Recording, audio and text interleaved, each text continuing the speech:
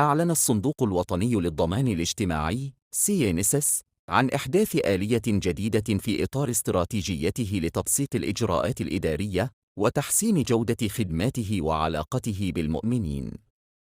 تهدف آلية المصالحة إلى التوفيق في أي خلاف قد يحدث أثناء استفادة العملاء من خدمات الضمان الاجتماعي وتسويته بشكل ودي حسب الحاجة.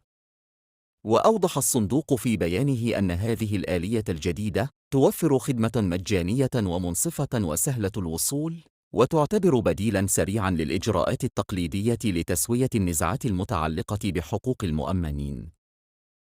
وأكد الصندوق أنه تم تخصيص آلية المصالحة في مرحلة أولى للمؤمنين وذوي حقوقهم، حيث يتاح لهم فرصة الاعتراض على الرد الصادر عن الصندوق الوطني للضمان الاجتماعي في غضون سنة، بالإضافة إلى الاعتراض على عدم معالجة شكوى تم تقديمه لأكثر نشر.